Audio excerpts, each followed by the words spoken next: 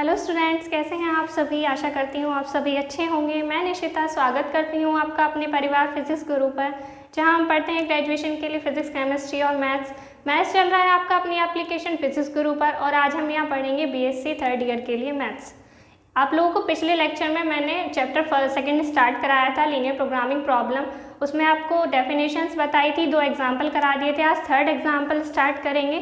तो चलिए देखिए, थर्ड एग्जाम्पल है आपका, according to the medical expert, किसी मेडिकल एक्सपर्ट के अनुसार it is necessary for adult to consume at least 75 gram of protein. Minimum daily requirement दी हुई है 75 ग्राम, फैट दिया हुआ है 85 ग्राम और कार्बोहाइड्रेट दी हुई है 300 gram. The following table given the analysis of the food item readily available in the market with their respective cost. ये जो टेबल आप लोगों को दी हुई है, इसमें रेस्पेक्टिव कॉस्ट के साथ आप लोगों को वैल्यू दी हुई है प्रोटीन, फैट और कार्बोहाइड्रेट की, और मिनिमम डेली रिक्वायरमेंट भी बताई हुई है कितनी है। अब इसे हमें फॉर्मुलेट करना है एक एलपीपी प्रॉब्लम में। तो एलपीपी प्रॉब्लम में फॉर्मुलेट कैसे करेंगे, पहले देखिए, इसमें 4 तरह के फूड टाइप हैं आपके ABCD।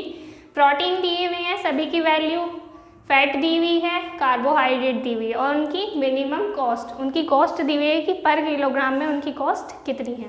अब यहाँ देखिए, मिनिमम डेली रिक्वायरमेंट दी हुई है, प्रोटीन को हमें 75 में लेना है, फैट को 85 में और कार्बोहाइड्रेट को 300 में।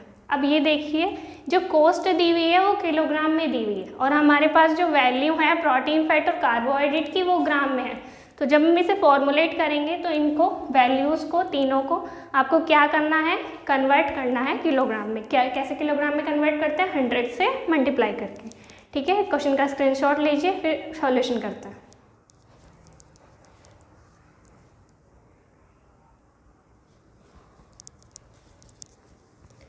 तो चलिए देखिए, अभी आप लोगों को क्वेश्चन समझाया एग्जाम्पल नंबर 3। अब इसका सॉल्यूशन देखेंगे।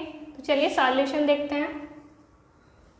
सॉल्यूशन देखिए, पहले आप लोगों को इसमें अपने ग्राम में दी हुई है फूड की वैल्यू। इसमें 4 डाइट हैं आपकी, फूड बताए थे अभी सारणी में, A B C D 4 type के फूड हैं। तो पहले लेट कर लेंगे कि हमें कितने फूड में कितने किलोग्राम हमें डाइट चाहिए। तो क्या करेंगे, लेट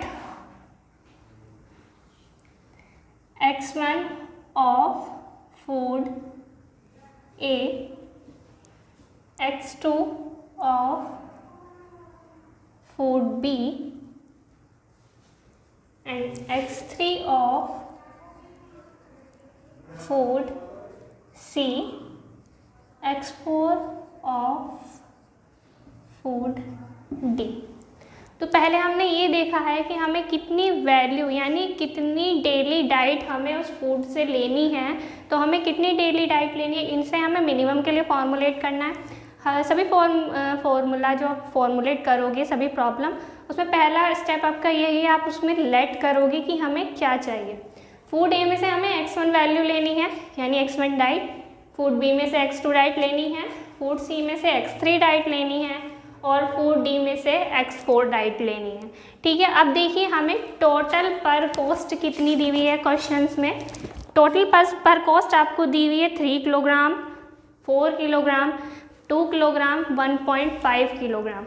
अभी टेबल में कॉर्नर में एक टेबल बनी हुई है, कॉस्ट इन रुपीज़ पर किलोग्राम, वहाँ से इसे लेते हैं। तो हम लिखेंगे यहाँ जो आपका दिया हुआ होगा कॉस्ट, उसकी मल्टीप्लाई करेंगे आपने जो भी फूड माना है, यानी हमें जो भी लेना है उसमें उसकी मल्टीप्लाई करेंगे और आप लोगों को यहाँ लिखेंगे, क्या लिखेंगे, द टोटल कॉस्ट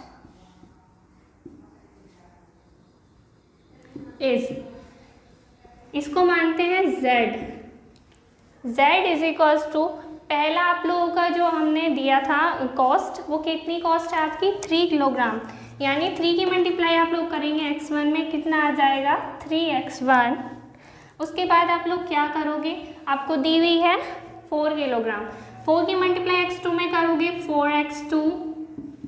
उसके बाद आप लोगों को कितना दिया हुआ है 2x3 प्लस, और डी के लिए कितनी दी हुई है कॉस्ट 1.5 x4। तो आप लोगों की ये बन गई टोटल कॉस्ट। ठीक है, टोटल कॉस्ट बन गई है ये आप लोगों की। हमने पहले फूड माने कि हमें कितने चाहिए, अब हमने टोटल कॉस्ट मान ली। अब हम देखेंगे कि हमारे पास अमाउंट कितना है डेली प्रोसेस के लिए। तो हमारा ये अमाउंट हम देखो पहले मानेंगे फूड ए के लिए, ठीक है। फूड ए के लिए यानी प्रोटीन की टोटल अमाउंट कितनी है, तो प्रोटीन की हमारी टोटल अमाउंट ऑफ प्रोटीन लिखेंगे, total amount of protein question में देखिए टोटल जितनी भी दी हुई है आपको टेबल में प्रोटीन की वैल्यू और लास्ट में दी हुई है मिनिमम रिक्वायरमेंट। तो आप जितनी आपको टोटल दी हुई है प्रोटीन की वैल्यू उसमें आप लोग क्या करोगे, मल्टीप्लाई करोगे जो हमने वैल्यू मानी है, और ये आपकी मिनिमम के लिए है तो मिनिमम के लिए हमने आप लोगों को साइन बताया था, वो साइन लगा के आप लोग क्या बनाएंगे, अपना कांस्टेंट बनाएंगे, कांस्टेंट या रेस्ट्रिक्शंस बनाएंगे। तो देखिए कैसे बनाएंगे, आप लोगों को क्या क्या वैल्यू दी हुई है, एक तो दी हुई है आपको 18, एक दी है 18, एक दी हुई है 60, एक दी हुई है आपको 50 और एक दी हुई है 40। देखिए मैंने अभी आप लोगों को बताया था टेबल में, देखो आप लोगों को वैल्यू दी हुई है 18.0, 18.0 यही दी हुई है। ये दी हुई है आपकी ग्राम में, हम लोग इसको किलोग्राम में चेंज करेंगे तो 100 से मल्टीप्लाई करेंगे तो पॉइंट हट जाएगा। इसी तरह से 16.0 दिया हुआ है, 4.0 दिया हुआ है, 5.0 दिया हुआ है, तो उन सब की मल्टीप्लाई आप लोग किस में करेंगे, 100 में करेंगे किलोग्राम में चेंज करने के लिए। किलोग्राम में इसलिए चेंज किया क्योंकि जो हमारी कॉस्ट दी हुई है वो भी किलोग्राम में ही है, पर किलोग्राम कॉस्ट हमें दी हुई है। तो चलिए देखिए पहले आप लोग 100 से मल्टीप्लाई करोगे तो 18 आ जाएगा। ए के लिए आपकी वैल्यू कितनी है फूड की, x1, ठीक। फिर देखिए सेकंड बी के लिए आपका 16.0 था, इसमें 100 की मल्टीप्लाई करोगे 16 हो जाएगा, 16 हो जाएगा। उसके बाद आप लोगों की वैल्यू कितनी है बी के लिए, x2। फिर आप लोगों का कितना है 40 और फिर है 50, 40 यहाँ रख लीजिए, 40 के लिए x3 वैल्यू है आपकी। ये टर्म्स आप लोग इधर उधर कर लीजिए, कोई फर्क नहीं पड़ता उससे। 50 आप लोगों का हो जाएगा किसके लिए है, x4 के लिए। तो ये आपका क्या बन गया, ये आपका पहला रेस्ट्रिक्शन बन गया है। और आपकी मिनिमम डेली रिक्वायरमेंट कितनी है इसकी, मिनिमम डेली रिक्वायरमेंट है आपकी इसकी 75, यहाँ लिखा हुआ था आपका 75। मिनिमम के लिए आप लोगों को साइन बताया था ये वाला, ये आपका मिनिमम के लिए साइन है, और मैक्सिमम या फिर एटमोस्ट के लिए आपका साइन है ये, ठीक है। तो आपका ये मिनिमम के लिए हम सॉल्व कर रहे हैं तो कौन सा साइन यूज़ होगा, ये वाला। और मिनिमम रिक्वायरमेंट कितनी है इसकी 75। तो आपका ये क्या बन गया, पहला रेस्ट्रिक्शन आप लोगों का ये बन गया। कैसे बना पहला रेस्ट्रिक्शन, जितनी भी प्रोटीन की वैल्यू दी हुई है उसमें जो हमने वैल्यू मानी है उसकी मल्टीप्लाई कीजिए, और जितनी टोटल मिनिमम रिक्वायरमेंट है आपकी वो यहाँ लिख दीजिए, फॉर्मूला साइन लगा के, ठीक है। तो ये पहला रेस्ट्रिक्शन आप लोगों को बन गया। अब नेक्स्ट रेस्ट्रिक्शन है आपका, पहले आप लोगों को वैल्यू प्रोटीन की दी हुई थी, नेक्स्ट फैट की है, फिर कार्बोहाइड्रेट की।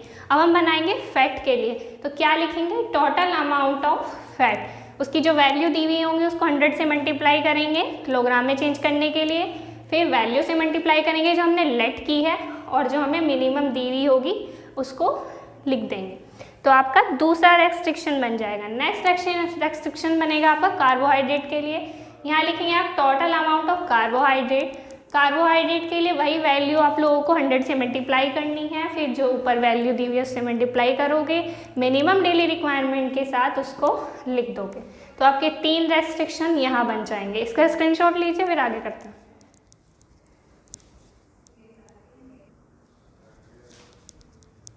तो चलिए देखिए, जैसे मैंने आप लोगों को किसकी कराई थी, प्रोटीन की रेस्ट्रिक्शन बनानी बताई थी। अब हम किसकी बनाएंगे, similarly the total amount of fats and carbohydrate. Carbohydrate और फैट के लिए रेस्ट्रिक्शन बनाएंगे। तो आपको वैल्यू दी हुई है टेबल में 15.0, उसकी मल्टीप्लाई 100 से करोगी तो फिर 150 आ जाएगा। x1 plus 40x2 plus 200x3 plus 80x4, और ये आपकी मिनिमम डेली रिक्वायरमेंट है।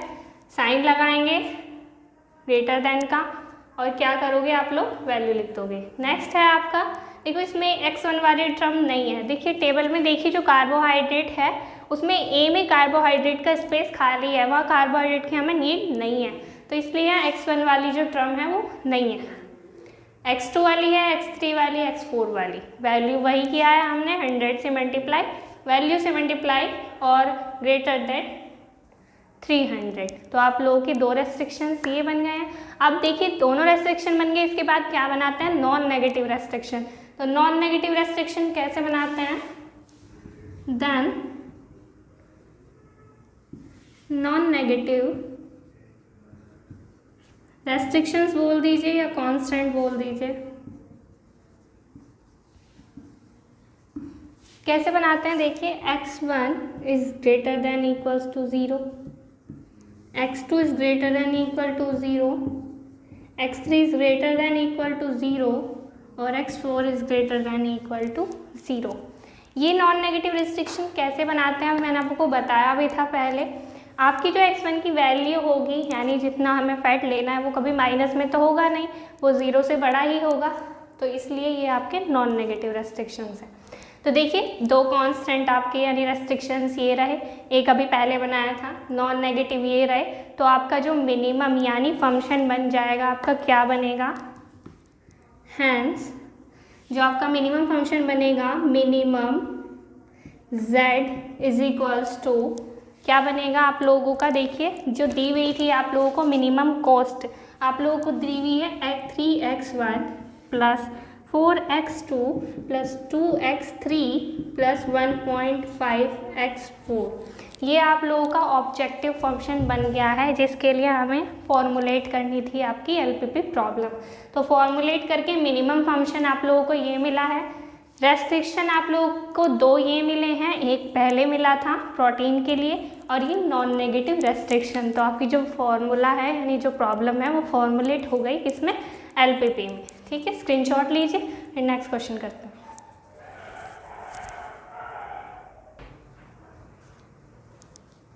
तो चलिए देखिए example number 4।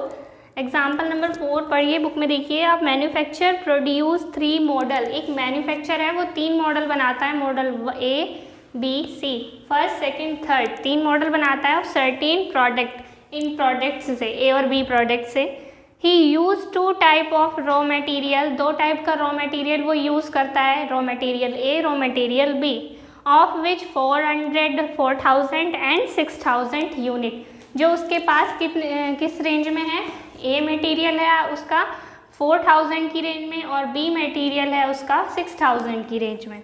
The raw material requirement per unit of 3 models are given below. ये देखिए सारणी दी गई है आपको, टेबल दी हुई है, इसमें बताया है कि जो आपकी मॉडल है 3 उसमें कितनी रिक्वायरमेंट है यूनिट्स में। तो रॉ मटेरियल फर्स्ट जो मॉडल है आपका उसमें रॉ मटेरियल A की रिक्वायरमेंट 2 है, रॉ मटेरियल B की रिक्वायरमेंट 4 है। इसी तरह मॉडल नंबर सेकंड में रॉ मटेरियल A की रिक्वायरमेंट 3 है और रॉ मटेरियल B की रिक्वायरमेंट 2 है। इसी तरह मॉडल नंबर थर्ड में रॉ मटेरियल A की रिक्वायरमेंट 5 और रॉ मटेरियल B की रिक्वायरमेंट 7। तो देखिए क्वेश्चन आगे, the labour time of each unit of model first is twice that of model second.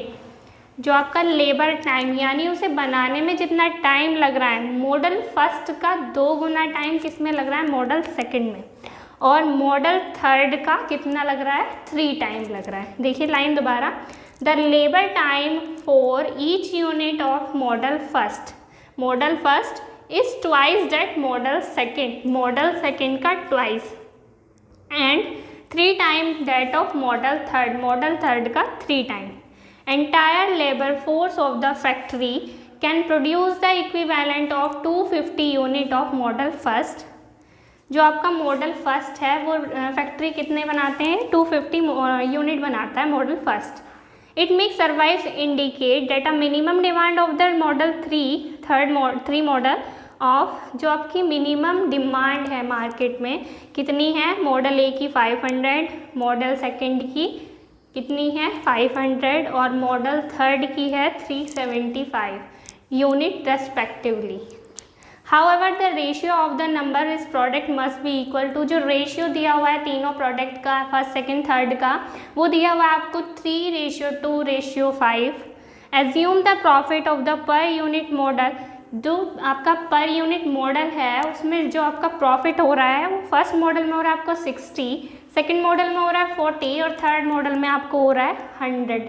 ठीक है, formulate the problem as a linear problem in order to determine the number of unit of each product will be maximum profit. तो आप लोगों को ये जो problem दी हुई है इसको किस तरह फॉर्मुलेट करना है, मैक्सिमम प्रॉफिट के साथ फॉर्मुलेट करना है। तो चलिए देखिए मैक्सिमम प्रॉफिट के साथ कैसे फॉर्मुलेट करेंगे। पहले टेबल देखिए, 2 रॉ मटेरियल हैं, 3 मॉडल हैं। ये समझ में आ गया सबको, 2 रॉ मटेरियल हैं, 3 मॉडल हैं और उसकी देखिए जो आपका टोटल कॉस्ट दिया हुआ है यानी प्रॉफिट दिया हुआ है, कितना दिया हुआ है 60, 40 और 100। तो हम पहले क्या निकालेंगे, फंक्शन निकालेंगे। पहले लेट करेंगे कि हमें कितना कितना उसके लिए चाहिए, यानी x1 of model first, x2 of model second and x3 of model third.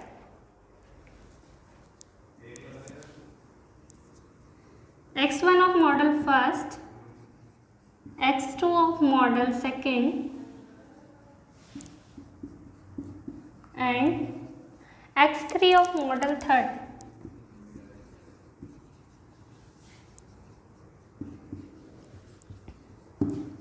Late हो गया आपका। अब हम क्या करेंगे, फंक्शन बनाएंगे। फंक्शन बनाते हैं लेट द टोटल प्रॉफिट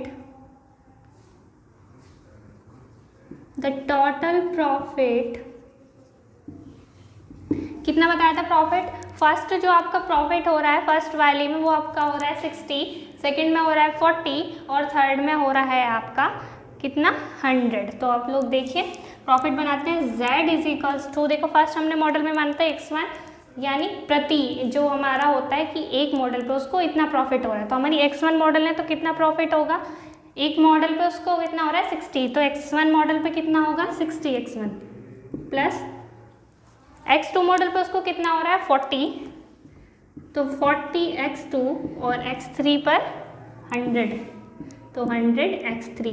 तो आपका ये क्या बन गया, ये आप लोगों का बन गया फंक्शन। ये आपका फंक्शन बन गया। अब इसमें बनाएंगे रेस्ट्रिक्शंस। तो चलिए देखिए रेस्ट्रिक्शंस कैसे बनाते हैं। रेस्ट्रिक्शन बनाएंगे इस टेबल की सहायता से। देखिए टेबल 1 में जो आप लोगों को दिया हुआ है आपका रॉ मटेरियल, आपको एक दिया था 4000 और एक दिया था 6000। जो रॉ मटेरियल ए है वो आपका 4000 है, रॉ मटेरियल भी 6000 है टोटल, और इतना हमने यूज़ कर लिया। अब इसमें हम रेस्ट्रिक्शंस कैसे बनाएंगे देखिए। चलो रेस्ट्रिक्शंस देखते हैं, पहले इसका स्क्रीनशॉट लीजिए।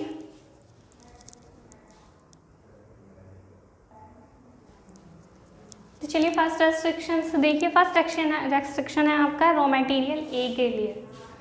तो फॉर रॉ मटेरियल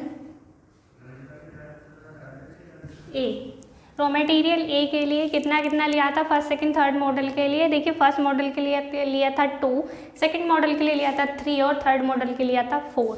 ये ले दिया हुआ था आपकी टेबल में सबसे ऊपर। ठीक है, तो कैसे लिखेंगे 2x1 plus 3x2 plus 5x3। और अब देखिए ये फॉर्मूलेट हम किसके लिए कर रहे हैं, मैक्सिमम प्रॉफिट के लिए। तो मैक्सिमम में साइन यूज होता है ग्रेटर देन का, तो ग्रेटर देन कितनी है, टोटल कितना था आपका रॉ मटेरियल 4000, तो 4000 के इक्वल रख देंगे। तो पहला रेस्ट्रिक्शन आप लोगों को मिल गया। नेक्स्ट रेस्ट्रिक्शन बनाएंगे आप लोग रॉ मटेरियल बी के लिए। For raw material B, for raw material B के लिए देखिए फर्स्ट मॉडल में कितना यूज़ हो रहा था, फर्स्ट मॉडल में हो रहा था आपका 4, सेकंड मॉडल में हो रहा था 2 और थर्ड मॉडल में हो रहा था आपका 7। तो देखिए कैसे बनाते हैं 2x1 plus 4x2 plus 7x3। फिर से देखिए मैक्सिमम के लिए ध्यान रखिएगा ये वाला साइन यूज़ होता है, साइन यूज़ करेंगे। और किसके इक्वल था ये 6000 के इक्वल था। तो आपका सेकंड रेस्ट्रिक्शन आप लोगों को मिल गया। नॉन नेगेटिव रेस्ट्रिक्शंस मैंने आप लोगों को बताया था। नॉन नेगेटिव रेस्ट्रिक्शन आप लोगों का होगा x1 is greater than equals to 0, x2 is greater than equal to 0, x3 is greater than equals to 0। Non negative restriction आप लोगों के ये हो गए। ठीक है, और आप लोगों का हम निकाल क्या रहे थे, मैक्सिमम प्रॉफिट निकाल रहे थे। अभी इसमें आप लोगों को टाइम वाला भी बचा, अभी हमारा टाइम वाला करेंगे। तो आप लोगों का नॉन नेगेटिव रेस्ट्रिक्शन ये होगा। अब देखिए इसमें टाइम वाला एक और रेस्ट्रिक्शन बनने वाला है, वो देखेंगे। इसका स्क्रीनशॉट लीजिए।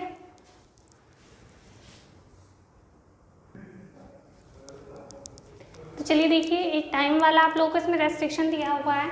Now T V time of, हमने मान लिया आप लोगों को जो फर्स्ट मॉडल बनाना है उसमें टाइम दिया हुआ आपका टी रिक्वायरमेंट टाइम है। Then the time requirement for 1 unit model second, तो मॉडल सेकेंड में कितना टाइम लेगा वो 1.5 T.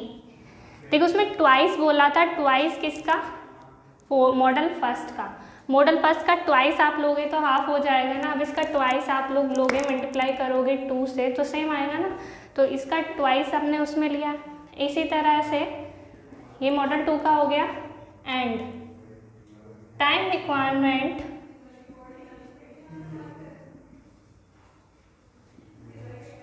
For unit of model third. अब देखो मॉडल थर्ड से क्वेश्चन में बताया हुआ है थ्राइस लिया हुआ है, 3 टाइम्स लिया हुआ है। तो 3 टाइम्स लिया हुआ है तो कितना लिखेंगे हम 1/3 टी। इसका 3 टाइम करोगे तो कितना हो जाएगा, फर्स्ट मॉडल के साथ हो जाएगा। यानी फर्स्ट मॉडल का 3 टाइम, सॉरी थर्ड मॉडल का 3 टाइम कितना लग रहा है फर्स्ट मॉडल को बनाने में। तो कितना टाइम लगोगे 1.3 टी। अब देखो इसका रेस्ट्रिक्शन कैसे बनाएंगे। रेस्ट्रिक्शन फर्स्ट मॉडल को बनाने के लिए टी टाइम लिया हुआ है x1 प्लस सेकेंड मॉडल को बनाने के लिए हाफ टी टाइम लिया हुआ है। तो क्या लिखेंगे half T x2 plus third model को बनाने के लिए कितना टाइम लिया हुआ है 1/3 टी x3। ठीक है, फिर से वही बात मैक्सिमम के लिए कर रहे हैं। ठीक, तो अब आपको इसमें टोटल टाइम कितना दिया हुआ है, टोटल टाइम दिया हुआ है आपको 250 ये आप लोगों को दिया हुआ है। कितना दिया हुआ है, ये आपका एक टाइम रेस्ट्रिक्शंस बन गया। इसको सॉल्व करेंगे तो आपका आ जाएगा 6x1 प्लस 3x2 प्लस इसका एलसीएम लीजिए और तब सॉल्व करेंगे तो आ जाएगा 2x3। और जो एलसीएम आप लोग नीचे लोगे यानी 6 जैसे आप लोग लेते हो तो इसको मल्टीप्लाई इधर करोगे तो कितना आ जाएगा 1500। ठीक है, तो ये आप लोगों का हो गया रेस्ट्रिक्शन। ठीक है, ये रेस्ट्रिक्शन आप लोगों का 4th रेस्ट्रिक्शन हो गया। अब देखो मार्केट में एक डिमांड उसमें बताई हुई थी कि हमें मॉडल ए सिर्फ इतने ही डिमांड में चाहिए, मॉडल बी इतने ही डिमांड में चाहिए और मॉडल 3 इतने ही डिमांड में चाहिए। तो अब देखिए कितने डिमांड में चाहिए था। जो मॉडल 1 है आपका, देखिए यहाँ देख लीजिए, जो मॉडल 1 है आपका यानी x1 वो चाहिए हमें सिर्फ 500 से ज़्यादा वो नहीं हमें चाहिए। तो हमें कितना बनाना है, एक रेस्ट्रिक्शन ये हो गया, फिर 500। नेक्स्ट जो आपका है वो दिया हुआ है आपको 500 ही। जो मॉडल 2 है उसकी रिक्वायरमेंट भी कितनी है 500 ही। मॉडल 3 आपका जो दिया हुआ है उसकी रिक्वायरमेंट आपकी 375, ये रिक्वायरमेंट थी आपकी। ठीक है, इसमें एक रेशियो भी दिया हुआ है। रेशियो को कैसे सॉल्व करेंगे वो देखिए। रेशियो को सॉल्व करेंगे, इसका स्क्रीनशॉट लीजिए।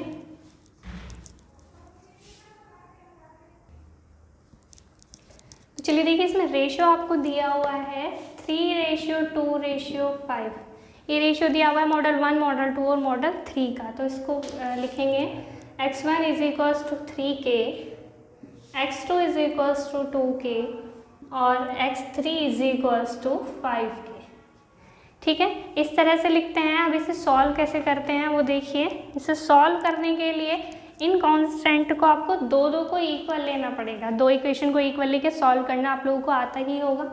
ये और ये इक्वेशन ले लेते हैं पहले। इसमें से k से k आपका क्या हो जाएगा, कैंसिल हो जाएगा k से k आपका।